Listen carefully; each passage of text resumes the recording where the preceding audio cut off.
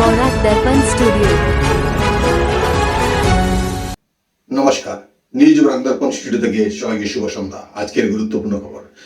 আজ সকালে দিল্লি থেকে সরাসরি জুবিন ক্ষেত্রে পৌঁছে শিল্পী জুবিন গার্গকে শ্রদ্ধাঞ্জলি জানান অসমের মুখ্যমন্ত্রী ডক্টর হিমন্ত বিশ্ব শর্মা। দ্বিতীয়বার মুখ্যমন্ত্রী হিসাবে শপথ নেওয়ার পরে প্রথম জুবিন ক্ষেত্রে যান তিনি। ক্ষেত্র নির্মাণের অগ্রগতি পরিদর্শনের পর সাংবাদিকদের মুখোমুখি হয়ে কংগ্রেসের বিরুদ্ধে জুবিন গার্গকে নিয়ে রাজনীতি করার অভিযোগ তুলেন মুখ্যমন্ত্রী। তিনি বলেন, জুবিন অতীতেও ছিলেন, এখনো আছেন এবং ভবিষ্যতেও থাকবেন। আমরা তাকে নিয়ে রাজনীতি করি না। শিবসাগরের কংগ্রেস নেতা অজয় গগৈকে আটক করেছে পুলিশ। চড়াইদেউয়ের কাকতিবাড়ি পুলিশ তাকে আটক করে জিজ্ঞাসাবাদ চালাচ্ছে। ডিমৌই সমষ্টি থেকে কংগ্রেসের প্রার্থী ছিলেন তিনি।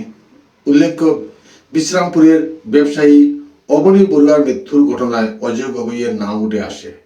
আত্মহত্যার আগে লেখা সুসাইড নোটে অজয় গগৈ ও বীরেন্দ্র বড়ার বিরুদ্ধে মানসিক অত্যাচারের অভিযোগ করেছিলেন অবনী বড়ুয়া।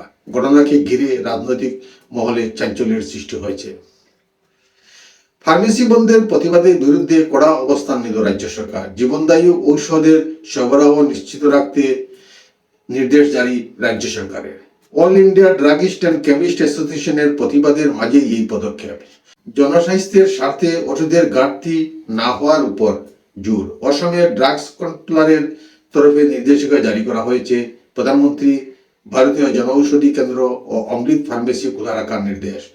সরকারি বেসরকারি হাসপাতাল সংলগ্ন ফার্মেসি ও খোলা রাখতে বলা হয়েছে। সব জেনেরিক ঔষধের দোকান চালু রাখার নির্দেশ।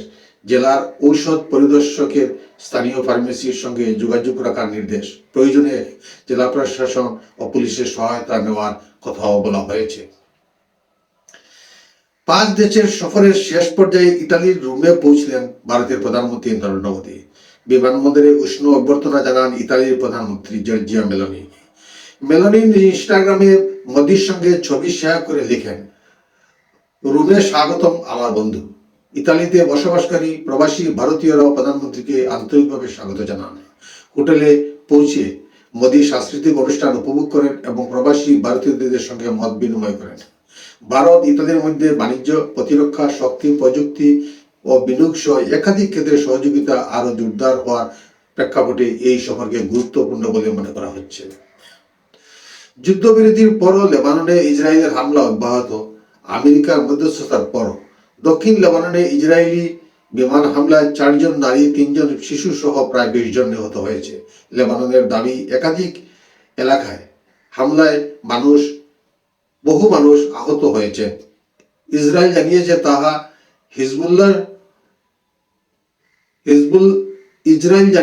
তারা হিজবুল্লাহর 25টির বেশি গাড়িতে আঘাত হেনেছে। যুদ্ধবিরতি কার্যকর থাকলেও সংঘর্ষ থামেনি।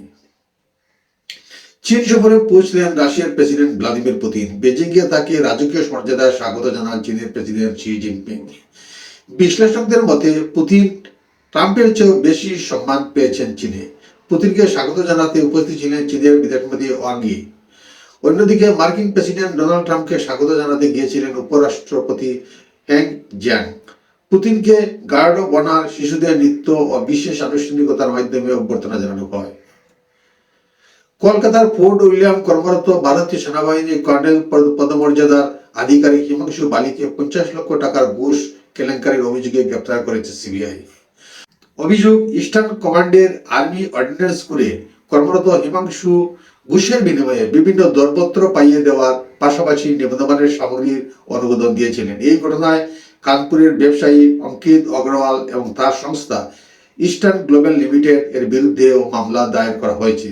সিবিআই এর দাবি, একাধিক দরপত্র পাইয়ে দিতে হিমাংশুদের সাথে নিয়মিত যোগাযোগ রাখতেন অক্ষত ও তার বাবা মায়াঙ্ক।